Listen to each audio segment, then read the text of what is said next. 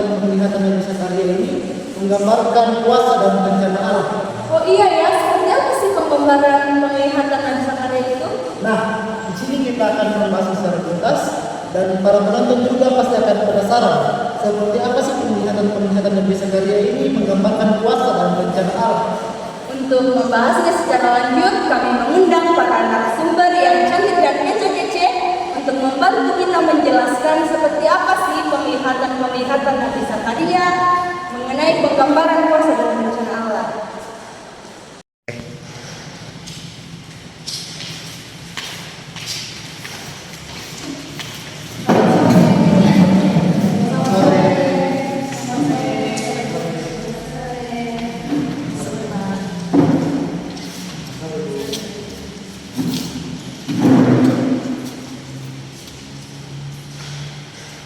Ya, sebelum kita masuk dalam pembahasan kita pada saat ini, alangkah baiknya kami persilakan kepada para narasumber kita untuk memperkenalkan dirinya. Mungkin dimulai dari Ya, perkenalkan nama saya Bukanka. Iya, perkenalkan nama saya Nanda Putri. Saya Satria Terpari. Saya Yudun. ya, langsung saja kita akan berargumen dengan para narasumber kita. Teman-teman, ketika kita ingin mengetahui sesuatu, tentu kita perlu mengetahui terlebih dahulu bagaimana sih latar belakang dari hal tersebut. Sama seperti pembahasan kita pada saat ini akan membahas tentang kitab Zakaria yang berfokus pada penglihatan. Oleh karena itu, kami persilahkan kepada Saudara Yuyun selaku narasumber pertama kita untuk menjelaskan kepada kita latar belakang kita. Baik, terima kasih kepada kedua host dan teman-teman semuanya sudah memberikan kesempatan kepada saya untuk berbagi pengetahuan bersama dengan teman-teman di sini dan pendengar. Oke, baik, sebelum kita lanjut ke dalam bagaimana sih itu sebenarnya kitab Zakaria, terlebih dahulu saya akan menjelaskan bagaimana itu latar belakangnya. Nah, kitab Zakaria adalah salah satu dari 12 kitab nabi kecil dalam perjanjian lama. Tapi jangan tertipu oleh sebutan kecil. Meskipun termasuk dalam nabi kecil, tapi pesan dalam kitab ini sangat besar dan sangat berdampak besar bagi kehidupan bangsa Israel pada saat itu. Kemudian Zakaria adalah seorang nabi yang hidup pada abad ke-6 sebelum Masehi. Ia berkarya di sekitar tahun 520 sebelum Masehi pada masa yang sangat penting dalam sejarah bangsa Israel, yaitu masa setelah pembuangan Babel. Ketika bangsa itu mulai kembali ke Yerusalem dan mencoba membangun kembali bait suci yang telah kitab ini ditulis dalam konteks harapan dan perjuangan. Bayangkan saja, umat yang baru pulang dari pembuangan pada saat itu berusaha membangun kembali kehidupan mereka dari puing-puing. Mereka kelelahan, frustasi, dan mulai kehilangan semangat. Nah, disinilah Zakaria tampil membawa suara pengharapan dan pemulihan. Kitab Zakaria sendiri terdiri dari 14 pasal. Nah, ini kitab Zakaria terdiri dari 14 pasal. Kita ketahui bersama. Bagian pertama pada pasal 1 sampai 8 berisi serangkaian penglihatan simbolik yang menunjukkan bagaimana Tuhan bekerja di balik layar untuk memulihkan umatnya. Sedangkan bagian kedua pasal 9 sampai 14 berisi nubuat-nubuat yang bersifat lebih apokaliptik dan mesianik. Banyak dari bagian ini dikaitkan dengan kedatangan Mesias. Ya, selain itu, apa sih yang menarik dari kitab Zakaria ini? Bagus ya pertanyaannya. Yang menarik dari salah satu hal yang menarik dari kitab Zakaria adalah gaya penulisannya. Gaya penulisan Zakaria sering disandingkan dengan kitab Wahyu di Perjanjian Baru. Banyak simbol, malaikat, dan visi yang penuh misteri. Tapi di balik itu semua ada benang merah yang jelas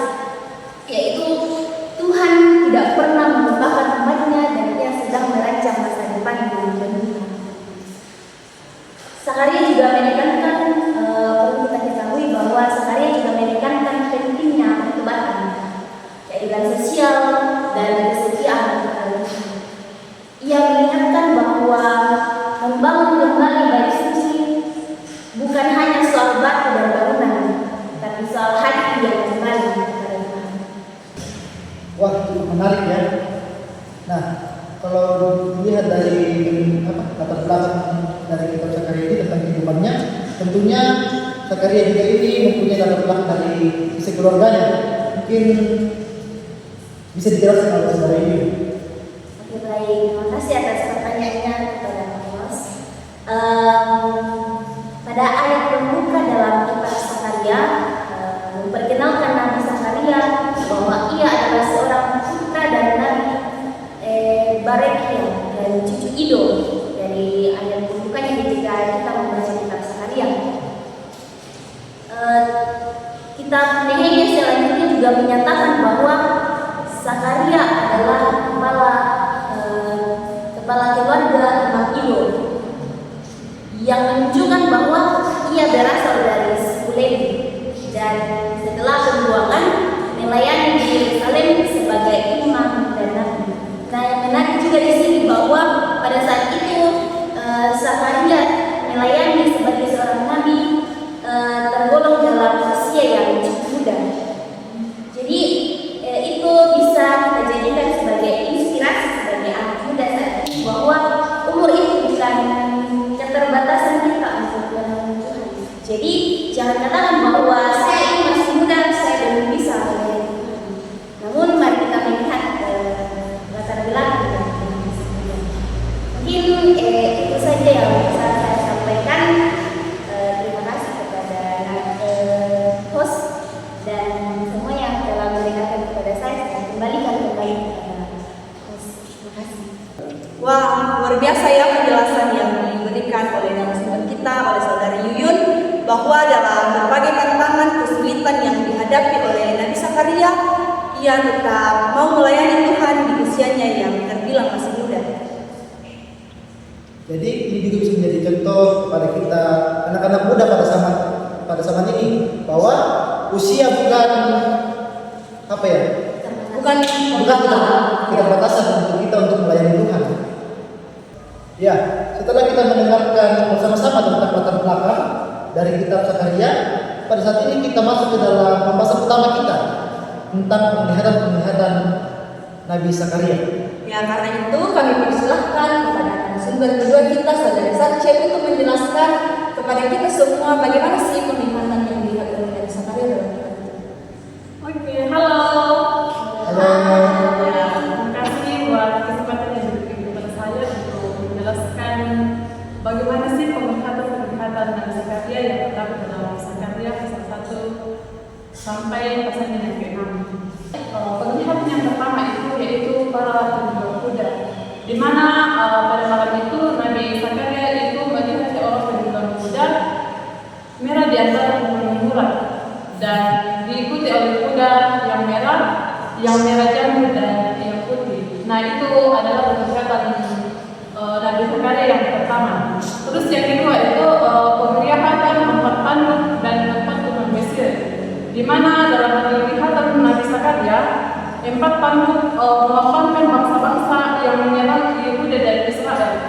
Empat tukang besi itu diutus oleh Tuhan untuk menghancurkan tanduk itu. Nah, itu adalah penglihatan Nabi Zakaria yang kedua. Penglihatan yang ketiga itu yaitu seorang yang memegang tali ukuran, di mana dalam penglihatan Nabi Zakaria itu dia melihat seorang yang muncul dengan tali mengukur untuk mengukur Yerusalem. Terus penglihatan yang keempat Nabi Zakaria itu yaitu imam besar Yosua. Zakaria ini melihat imam besar Yosua yang berdiri di hadapan malaikat Tuhan, dan Yosua didakwa oleh iblis, tetapi ia dibela oleh Tuhan dan diberikan pakaian yang baru. Nah, penglihatan Nabi Zakaria yang kelima itu mengenai kandil emas yang berhiaskan dua pohon zaitun. Dalam penglihatannya ia melihat sebuah kandil emas dan 7 pelita di tengahnya, dan 2 pohon zaitun yang mengumumkannya. Jadi itu bagaimana Nabi Zakaria yang kelima. Terus penglihatan Nabi Zakaria yang keenam itu mengenai gulungan kitab yang terbang. Dia melihat gulungan yang terbang, panjangnya 20 hasta dan lebarnya 10 hasta di udara.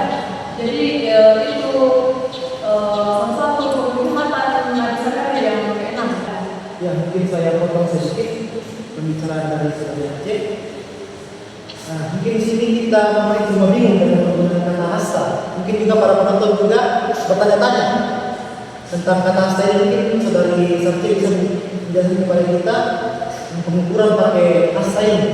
Baik, pengukuran hasta itu dapat kita lihat dari ujung jari kita sampai di sisi kita. Ya. Jadi dari ujung jari sampai ke si lutut terhitung satu hasta. Ya. Jadi penglihatan dari Zakaria yang itu tentang perempuan dalam rentang. Nabi Zakaria melihat seorang perempuan yang ahli, perempuan yang jahat dalam sebuah gantang dan dibawa ke tanah Sinia. Saya bertanya sedikit karena saya tertarik dengan kata gantang. Seperti apa sih penggambaran gantang dalam kehidupan sekarang? Ya, karena itu mungkin bisa dibilang semacam kendi, tapi yakin bahwa bisa membuat orang. Oh, jadi semacam kendi besar ya. Ya. Baik, jadi itu penglihatan dari Zakaria yang kedua. Oke, penglihatan dari Zakaria yang terakhir itu mengenai 4 kereta. Jadi di dalam penglihatannya ini Nabi Zakaria melihat 4 kereta yang ditarik oleh kuda-kuda berwarna yang berbeda yang keluar dari 2 gunung. Ya, mungkin itu saja yang saya bisa sampaikan mengenai penglihatan Nabi Zakaria, namun akan dilanjutkan oleh penglihatan selanjutnya mengenai apa sih maknanya dari penglihatan Nabi Zakaria. Terima kasih. Baik, terima kasih kepada materi yang kedua saudara Sarce yang telah menjelaskan kepada kita bagaimana sih penglihatan Nabi Zakaria, dan pasti kita semua sudah bertanya-tanya apa sih makna dari penglihatan Nabi Zakaria itu. Dan sesuai dengan topik kita pada saat ini, mengapa sih penglihatan Nabi Zakaria ini dikatakan sebagai penggambaran dari kuasa dan rencana Allah? Ya, ini adalah penjelasan yang sangat menarik untuk kita semua. Mungkin narasumber kita hendak bisa menjelaskan kepada kita mengapa sih penglihatan Zakaria ini menggambarkan kuasa dan rencana Allah. Iya, terima kasih. Di sini saya langsung saja menjelaskan mengapa penglihatan Zakaria ini dikatakan sebagai penggambaran dari kuasa dan rencana Allah. Penglihatan Zakaria ini dikatakan sebagai penggambaran dari kuasa dan rencana Allah, yaitu yang pertama karena menunjukkan dunia yang sedang tenang, tetapi Yerusalem pada saat itu masih berada dalam masa penderitaan. Tetapi pada saat itu mereka meyakini bahwa kuasa Tuhan yang selalu menjanjikan bahwa Tuhan itu akan selalu mengasihi Yerusalem, dan mereka yakin bahwa bait suci itu akan dibangun kembali. Saya tambahkan sedikit, jadi memang pada saat itu ketika kita melihat makna belakang dari sejarah Israel, memang pada saat itu ini bangsa Israel kadang mereka bertobat, kadang mereka juga kembali kepada dosanya. Dan pada saat itu pada masa Zakaria setelah pembuangan dari Babel, mereka masih merasa trauma, frustasi, dan masih tetap merasakan penderitaan pada saat itu. Namun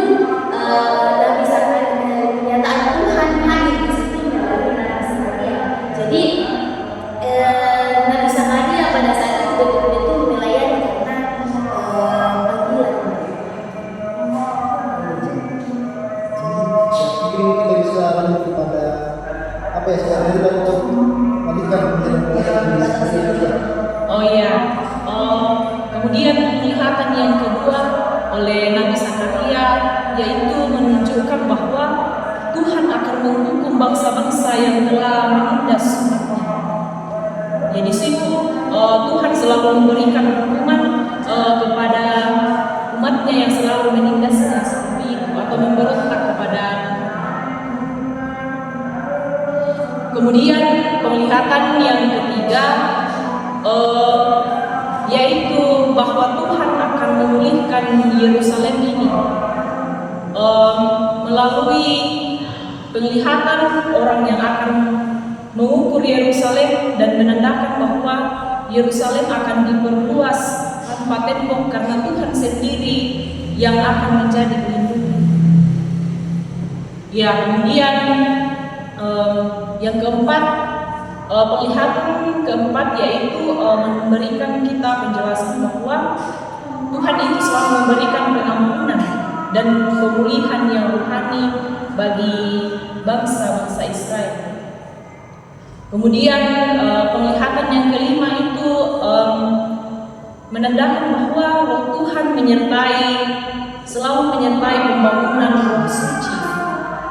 Ya, kemudian penglihatan yang kelima menandakan bahwa Roh Tuhan itu selalu menyertai pembangunan Bait Suci. Dan dua pohon zaitun itu juga melambangkan Yosua sebagai imam besar dan Zerubabel sebagai pemimpin sipil pada saat itu. Adapun penglihatan yang keenam yaitu tentang gunungan kitab yang melambangkan kutuk atas kejahatan, khususnya pencurian dan sumpah palsu yang akan dibersihkan dari negeri itu. Jadi yang dimaksudkan di sini yaitu ketika Zakaria ini melihat gunungan kitab yang terpenuhi darah. Yes. Nah, di mana dalam gunungan kitab itu berisi sumpah serapah. Nah, di mana menurut sumpah serapah ini bahwa pencuri dan para yang melakukan sumpah serapah ini tidak pernah bebas darah, tidak pernah. Mereka itu selalu bebas dari hukuman. Kalau bebas dari hukuman. Jadi seperti itu ya. Ya, kemudian penglihatan yang ketujuh itu menegaskan bahwa Tuhan ini selalu menolak untuk membiarkan kejahatan yang tinggal di tengah umatnya dan akan mengasingkan dosa ke tempat yang memang layak baginya. Ya. Kemudian yang terakhir pada penglihatan yang ke-8 yaitu menegaskan bahwa Tuhan sendiri yang akan menghakimi bangsa-bangsa khususnya Babel dan menegakkan keadilan serta ketertiban bagi semua bangsa sesuai dengan kehendak Tuhan. Ya, penghakiman ini sebagai pemulihan dari bangsa Israel. Ya, mungkin itu saja yang dapat saya jelaskan. Terima kasih. Baik, terima kasih kepada narasumber ketiga Saudara Melda yang telah menjelaskan kepada kita mengenai makna dari penglihatan Nabi Zakaria yang menggambarkan kuasa dan rencana Allah. Semakin lama pembahasan kita semakin menarik ya. Betul sekali. Nah, setelah kita mendengarkan bagaimana dan apa saja penglihatan Nabi Zakaria, selanjutnya kita akan mendengarkan refleksi dari semua penglihatan yang dialami oleh Nabi Zakaria. Mungkin saudari Maharida bisa menjelaskan kepada kita semua refleksi dari penglihatan Nabi Zakaria ini. Baik, terima kasih atas kesempatan yang diberikan kepada saya untuk menjelaskan refleksi kitab Zakaria. Ya, kitab Zakaria menyampaikan bahwa di tengah ketidakpastian dan kelelahan hidup, Tuhan tidak pernah meninggalkan umatnya. Seperti umat Israel yang baru pulang dari pembuangan, kita pun sering menghadapi masa-masa sulit seperti tekanan ekonomi, ketidakpastian masa depan, kekecewaan terhadap diri sendiri maupun sesama. Namun, melalui penglihatan Zakaria, kita diingatkan bahwa Tuhan bekerja secara aktif meski kadang tak terlihat untuk memulihkan, membela dan membimbing umatnya. Ia memperhatikan penderitaan kita, menghancurkan kekuatan yang menindas, dan menjanjikan perlindungan ilahi mereka yang setia. Bahkan saat kita merasa tidak layak dan terhukum, seperti imam besar Yosua yang berdiri dengan pakaian kotor, Tuhan menyediakan pengampunan dan pemulihan. Melalui semua ini, kita diingatkan bahwa membangun hidup bukan hanya soal materi dan usaha manusia, tetapi soal hati yang berpaling kepada Allah dan berjalan bersamanya.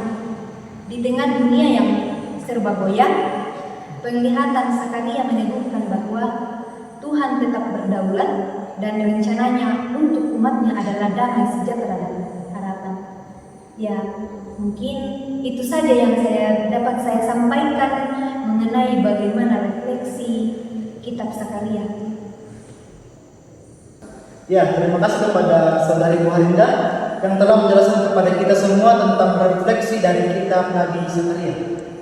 Ya, kita sudah ada di penghujung podcast kita pada saat ini. Terima kasih kepada para narasumber yang cantik dan kece yang telah memberikan kita makna dan penjelasan yang luar biasa sehingga kita semua boleh mengerti bagaimana sih penggambaran penglihatan dan berdasarkan itu.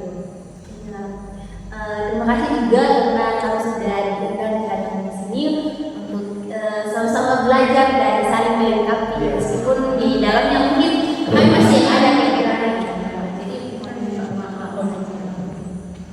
Ya, jadi dari penjelasan para narasumber kita pada saat ini,